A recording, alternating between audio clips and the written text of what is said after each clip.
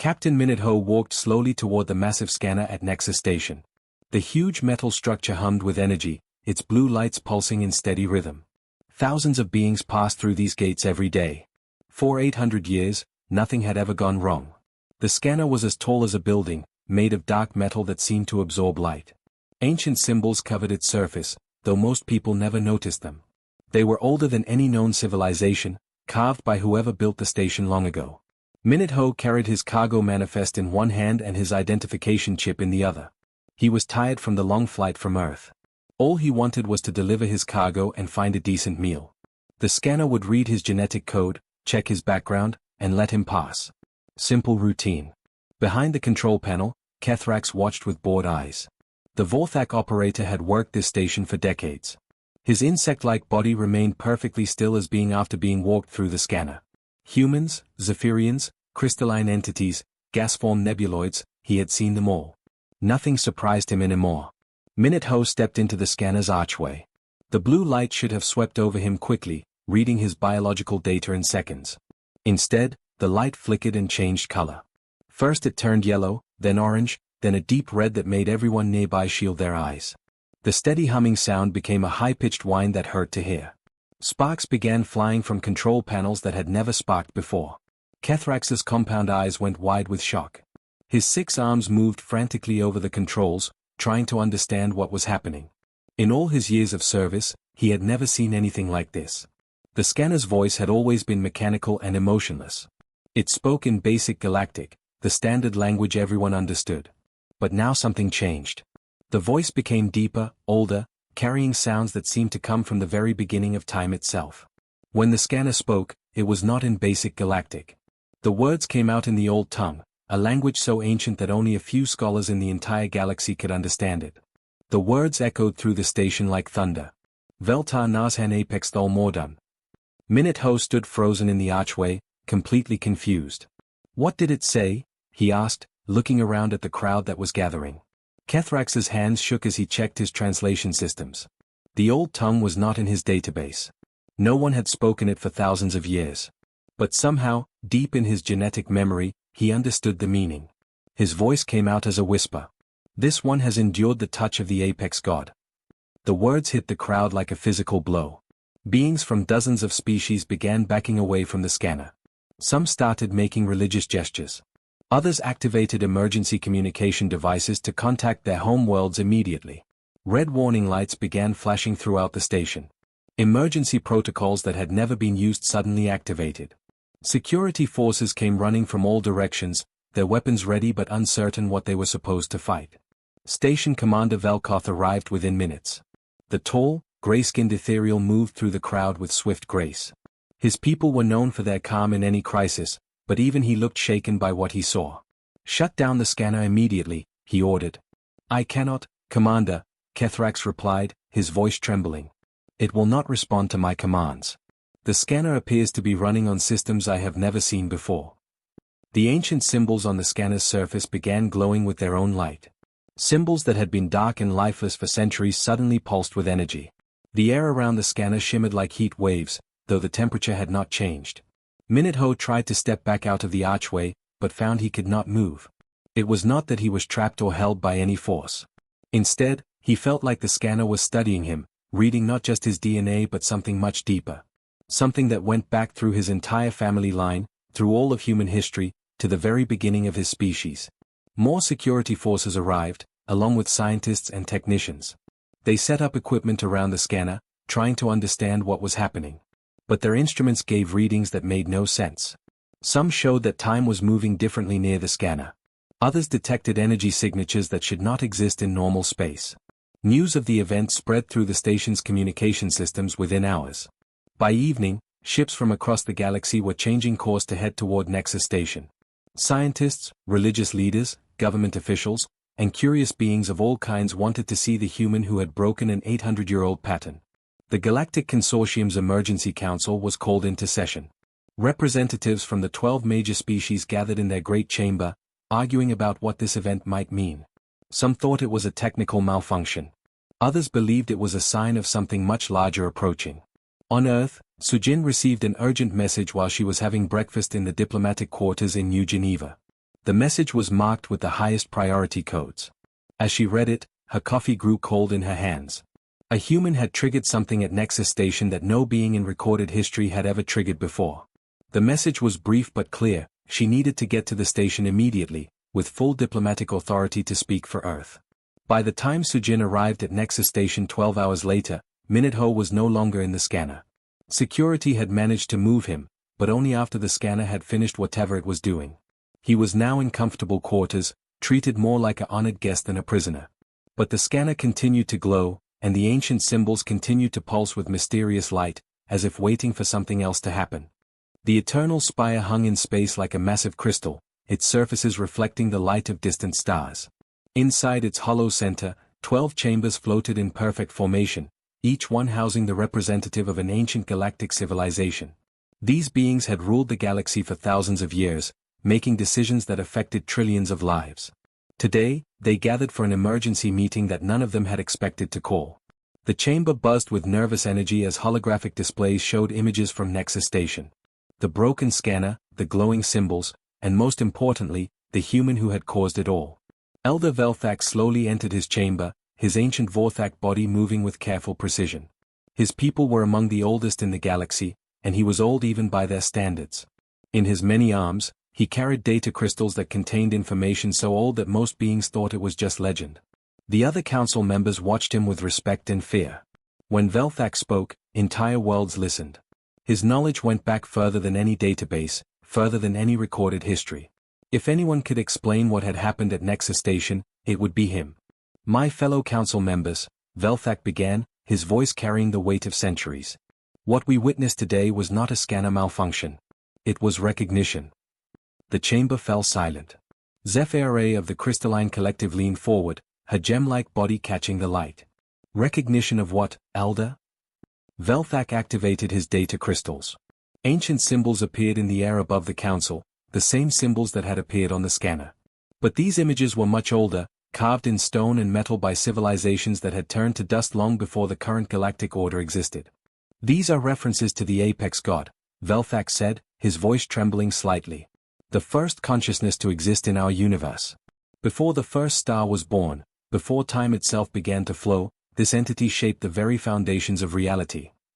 Council member Throckmar of the Iron Dynasty laughed, a sound like grinding metal. You speak of children's stories, Elder. Myths and legends. Do I? Velthak's compound eyes fixed on the metal being. Then explain how a simple cargo scanner spoke words in the old tongue that have not been heard for millions of years. Explain how it recognized something in that human's genetic code that our most advanced science cannot detect. The laughter stopped. Throckmar's glowing eyes dimmed as he considered the implications. Velthak continued, his voice growing stronger.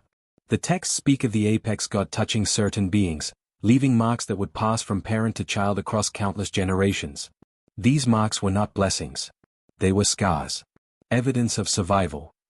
Dr. Hawan stood in the human observation gallery, listening to every word through her translation device. As humanity's top xenobiologist, she had been granted permission to witness the council session. Around her, beings from dozens of species watched in fascination and fear. She had studied alien life for 20 years, but she had never imagined sitting in a room where the most powerful beings in the galaxy discussed her own species as if they were the subject of ancient prophecy. Elder Velthak, she said, activating her communication device. Are you suggesting that this apex god actually interacted with humans at some point in our history? The chamber turned to look at her. Some of the council members had never seen a human in person before. To them, humans were newcomers, barely more advanced than the primitive species that still lived in caves on distant worlds. Dr. Hawan, Velthak replied, I am suggesting that your species may be the only one in the galaxy to have encountered the apex god and survived the experience. The words hit the chamber like an explosion. Council members began talking at once, their voices creating a chaos of sound. Some demanded proof. Others called for immediate action. A few suggested that the humans should be isolated until they understood what this meant. Meanwhile, at Nexus Station, Young suppressed his face against the observation window of the medical bay. Inside, his friend and co-pilot Minute lay on an examination table surrounded by the galaxy's top scientists. Dozens of scanning devices hummed around him, taking readings that the doctors studied with growing amazement. Youngsu had known Minute since they were children growing up in the same neighborhood on Earth. They had played together, gone to school together, and eventually become cargo pilots together. Minute was the most ordinary person Youngsu knew. He liked simple food, old movies, and complaining about the price of fuel. There was nothing special about him. But the scanners told a different story. Each test revealed something new and impossible. Minute's brain showed activity patterns that no human brain should be able to produce. His DNA contained sequences that violated the basic laws of biology. His body temperature fluctuated in ways that suggested his metabolism was somehow connected to quantum energy fields. How is he? Youngsu asked Dr. Cristal, the ethereal physician in charge of the examination. Physically, he appears to be in perfect health, Dr. Cristal replied, her silver eyes reflecting concern. But genetically, he is unlike any being I have ever examined. It is as if his DNA has been rewritten by forces that should not exist. Back on Earth, Jaehyun sat in the communications center deep beneath the surface of Seoul.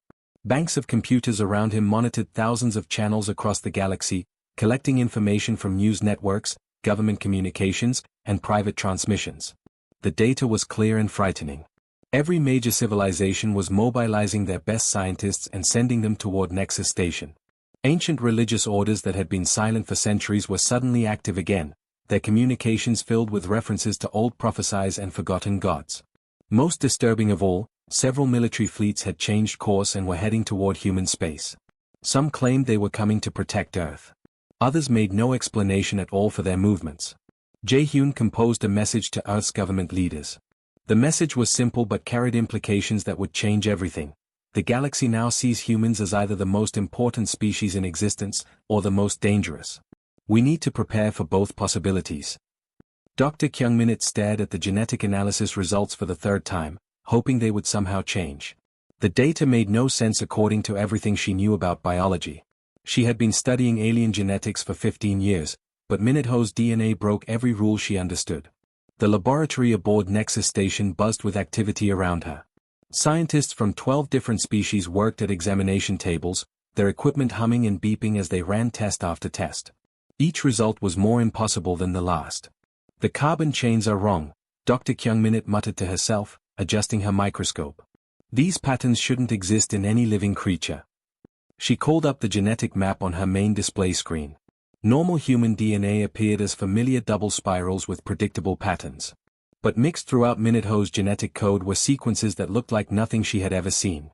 They twisted and folded in ways that seemed to follow mathematical rules rather than biological ones. Dr. Zarathol, a crystalline scientist working at the next station, floated over to look at the display. Her gem-like body reflected the screen's light in rainbow patterns. "What am I looking at?" she asked. "Impossibility," Dr. Kyung-Minute replied. "These genetic markers shouldn't be able to exist in carbon-based life. They follow quantum mechanical principles instead of biological ones.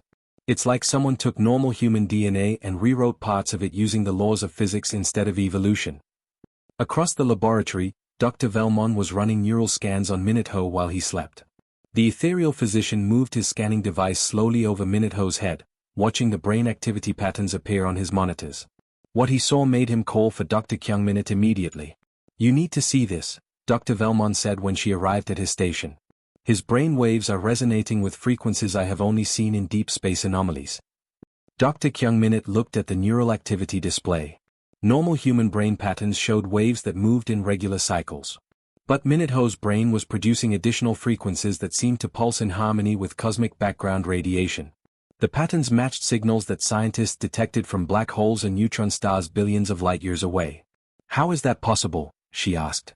"I do not know," Dr. Velmon replied. "But there is more.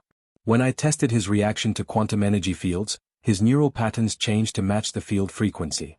It is as if his brain is naturally tuned to respond to cosmic forces." Dr. Kyung-Minute spent the next several hours running additional tests. She took genetic samples from Youngsu and the other human crew members who had arrived at the station.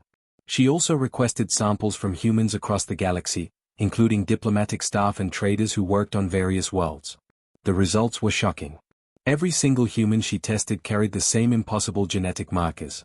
They were dormant in most people, barely detectable unless you knew exactly what to look for. But they were there, woven into the genetic code of every member of the human species. She called for an emergency meeting of the research team. Scientists, archaeologists, and cultural experts gathered in the station's main conference room. Dr. Kyung-minute activated the wall display and showed them her findings. Every human carries these genetic markers, she announced to the room full of beings.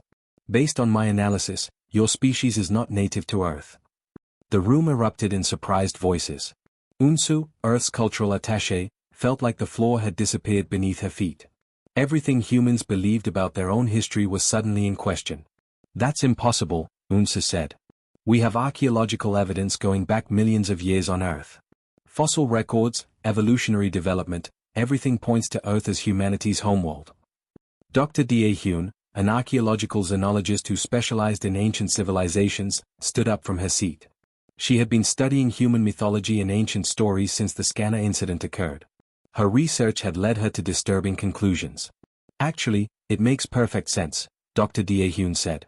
I have been analyzing humanity's oldest myths and stories. Most species have creation myths about their gods making them from the soil of their homeworld. But human stories are different. They are survival stories. She activated her own data display, showing ancient texts and cave paintings from Earth's earliest civilizations. Look at the patterns. The flood myths, the stories of great disasters, the tales of being led to a new land. These are not creation stories. They are refugee stories. The room fell silent as beings studied the ancient human artwork. Images of great storms, burning skies, and people fleeing across vast distances. Stories that had been passed down for thousands of generations, growing more mythical with each telling. Ji-hoon, a consortium archaeologist, had been studying ruins found in deep space near the galactic edge. He had discovered fragments of cities and technology that predated any known civilization. The design patterns had seemed familiar, but he had not understood why until now. I have found the proof, Ji-hoon said, activating his holographic displays. Ruins on dead worlds near the galactic rim. The architectural patterns match ancient human designs, but they are millions of years older than human civilization on Earth. The images showed massive cities built into asteroid surfaces, generation ships that could carry millions of people across vast distances, and technology that was far more advanced than anything humans currently possessed. Humans were refugees, Ji-hoon continued. Survivors of the only species to encounter the apex god and live through the experience. Earth was not your birth world. It was your sanctuary. Dr. Kyung-minute looked at the genetic data again with new understanding. The impossible markers were not mutations or evolution. They were scars. Evidence that humanity's ancestors had survived something that should have destroyed them completely. The touch of the apex god was not a blessing, she said quietly. It was proof of endurance. These genetic changes show that humans faced cosmic forces beyond imagination and somehow found a way to survive. The revelation explained everything that made humans unique among galactic species. Their ability to adapt to any environment, their resilience in the face of disaster, their strange talent for finding solutions that other species could not imagine. These were not natural evolutionary traits. They were survival mechanisms developed by a species that had faced the ultimate test and lived to tell about it. Deep beneath the surface of Luna, Earth's moon, Yuna sat surrounded by walls of monitoring equipment. The deep space scanning station had been built to watch for threats from the outer galaxy, but in 50 years of operation, it had never detected anything more dangerous than the occasional asteroid. Today was different.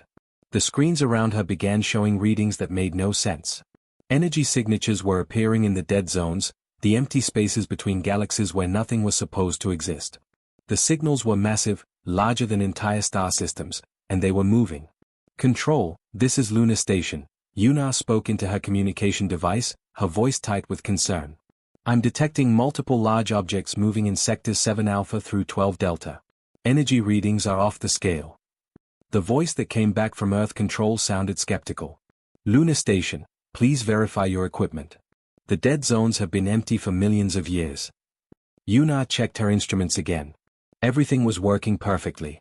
The signals were real, and they were getting stronger. Whatever was out there was heading toward the inhabited galaxy at incredible speed. Control, equipment is functioning normally. I'm sending you the data now. You need to see this. Meanwhile, at Nexus Station, Minute-Ho lay in his medical bed feeling like his entire body was on fire. The sensation had started as a mild tingling, but over the past few hours, it had grown into something that felt like electricity flowing through his veins. Dr. Velmon monitored his vital signs with growing alarm. Minutho's heart rate had increased far beyond normal human limits, but he showed no signs of distress. His brain activity was producing patterns that the monitoring equipment could barely measure. Minutho, can you hear me? Dr. Velmon asked. Minutho opened his eyes, and Dr. Velmon stepped back in shock. The human's eyes were no longer their normal brown color. Instead, they reflected light like mirrors, showing tiny points of starlight as if they contained miniature galaxies. I can hear everything, Minutho said, his voice carrying strange harmonics that made the medical equipment vibrate. The machines are waking up. They're coming. In the space between galaxies, things that had slept for millions of years began to move. The silence machines were not built by any species that currently existed. Their creators had lived and died long before the first star was born in the current galactic cluster. These machines were enormous, each one the size of a small moon. Their surfaces were made of metal that absorbed light, making them nearly invisible against the darkness of space. They moved without engines, folding space around themselves to travel faster than anything in the known universe. They had been programmed with a single purpose: find and destroy anything touched by the apex god. For millions of years, they had waited in the void, their sensors scanning the galaxy for any sign of the entity they had been built to eliminate. Minutho's activation of the scanner had sent out a signal that reached across vast distances. The machines had detected it instantly, and their ancient programming had awakened them from their long sleep. The first machine to enter inhabited space appeared near the outer rim of the galaxy. Automated defense stations tried to scan it, but their instruments failed to function properly. The machine's presence seemed to bend the laws of physics around it, making normal matter behave in impossible ways. Back at Nexus Station, Minutho sat up in his medical bed despite Dr. Velmon's protests. His movements were different now, more fluid, as if gravity affected him less than before. When he spoke, his words seemed to echo from multiple dimensions at once. They're called the silence machines, Minutho said, though he had no memory of learning this information. They were built to kill gods. Taeyong arrived at the medical bay just in time to hear his childhood friend speak these impossible words. He had known Minutho since they were 5 years old. They had grown up in the same neighborhood, attended the same schools, and dreamed of becoming pilots together. The person lying on the medical bed looked like Minutho, but Taeyong could sense that something fundamental had changed. His friend's presence felt larger somehow, as if he existed in more dimensions than normal humans. Minutho? Taeyong said tentatively. Are you okay? When Minutho turned to look at him, Taeyong saw galaxies spinning in his friend's eyes. The sight was beautiful and terrifying at the same time. I remember now, Minutho said, his voice carrying harmonics that made the air itself seem to sing. My ancestors fought these machines before. We survived, but barely. As the first silence machine moved deeper into the galaxy, entire star systems began experiencing strange phenomena. Planets changed orbit without explanation. Suns flickered between different colors. Space itself seemed to ripple like water around the machine's path. The Galactic Consortium's military forces scrambled to respond, but their weapons had no effect. Energy beams passed through the machine as if it did not exist. Physical missiles simply disappeared when they got too close. On Earth, emergency meetings were called at the highest levels of government. The readings from Lunar Station showed that more machines were entering the galaxy every hour. At their current rate of movement, they would reach inhabited systems within days. Dr. Kyung Minute studied the data from her laboratory aboard Nexus Station. The genetic changes in Minutho were accelerating. His DNA was rewriting itself in real time, activating dormant sequences that had been sleeping in human genetics for millions of years. He's changing into something we've never seen before, she reported to the research team. His human limitations are disappearing. It's like his species is remembering abilities they lost long ago. Elder Velthak of the Vorthak studied ancient texts in his chambers aboard the Eternal Spire. The old records spoke of a great war fought before recorded history, when the first species encountered forces beyond their understanding. Most had been destroyed, but one group had survived by becoming something new. The humans are not becoming gods, Velthak told the emergency council session. They are becoming what their ancestors were before they fled to Earth. They are remembering how to fight things that should not exist. As more silence machines entered the galaxy, the space around them began to change. Reality itself seemed to bend and twist, creating pockets where the normal laws of physics no longer applied.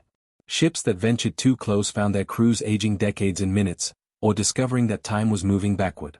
The galaxy's greatest civilizations, who had considered humans to be primitive newcomers, suddenly found themselves looking to Earth for answers.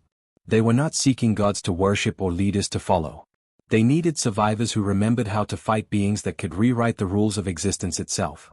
The galactic core had become a nightmare of twisted reality. Where once billions of stars had spun in perfect order, now space itself bent and folded like origami. The silence machines had arrived in massive numbers, each one the size of a moon, their dark surfaces absorbing all light. Around each machine, the laws of physics simply stopped working. Planets turned inside out, revealing their cores while somehow remaining whole. Time moved in circles, causing events to happen before their causes. Some star systems had been transformed into geometric shapes that hurt to look at, triangular suns orbiting square planets in patterns that made no mathematical sense. The combined fleets of 12 civilizations hung at a safe distance, their most powerful weapons useless against enemies that could rewrite existence itself. Energy beams curved back on themselves. Missiles aged into dust before reaching their targets. Even thought seemed to slow down near the machines, as if consciousness itself was being edited. Admiral Korthval of the Crystalline Collective watched his fleet scanning reports with growing despair. "We cannot even approach them," he reported to the emergency command center. "Any ship that gets within 1,000 kilometers simply changes. The crews forget how to breathe, or they start aging backwards, or they become convinced that up is down." In the medical bay of the human ship Endurance, Minute-Ho prepared for what everyone knew was likely a suicide mission. Su-Bin, his navigator since their academy days, watched her friend with growing amazement and fear. Minute-Ho looked the same as always, but everything else about him had changed. When he moved, space seemed to bend slightly around him. When he spoke, his words carried harmonics that made reality itself seem to listen. His eyes now held depths that seemed to contain entire galaxies, and when he looked at you, it felt like he was seeing not just who you were, but who you could become. "Minute-Ho," Su-Bin said quietly, "what's happening to you?" He turned to her with a smile that was both familiar and alien. "I'm remembering," he said, his voice carrying sounds that no human throat should be able to make. "My ancestors faced this before. They survived by becoming something the universe had never seen." "Are you becoming a god?" Su-Bin asked, fear evident in her voice. Minute-Ho laughed, and the sound was like music played on instruments made of starlight. "No, Su-Bin. I'm becoming something much more dangerous than a god. I'm becoming human." The mission plan was simple in its desperation. Minute-Ho would take a small ship directly into the heart of the machine's formation. Everyone expected him to die, but they hoped his sacrifice might reveal some weakness that could be exploited later. As Minute-Ho's ship approached the galactic core, the reality distortions grew stronger.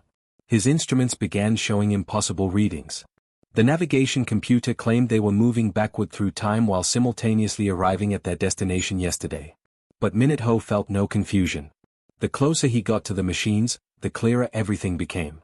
He could sense their purpose, their ancient programming, the desperate fear of their long-dead creators. They had been built to destroy something that terrified an entire civilization, and they had been waiting millions of years to complete their task. The largest silence machine hung directly in front of him, its surface a void so complete that it seemed to absorb not just light but hope itself. Normal communication was impossible near the machines, but Minute-Ho found he could speak directly to their consciousness using methods that no species had ever discovered. "I know why you're here," he said, his words somehow reaching across the impossible distances between dimensions. "You were built to destroy the apex god. You're afraid it will contaminate everything it touches." The machine's response came not as words but as pure information flooding directly into Minute-Ho's mind. Images of the ancient war, when the apex god had begun changing entire species, rewriting their essence until they were no longer themselves. The terror of civilizations watching their people become something alien and unrecognizable. "You're right to be afraid," Minute-Ho continued. "The apex god did touch us. It left its mark in our genetics, in our minds, in our very souls. But you're wrong about what that means."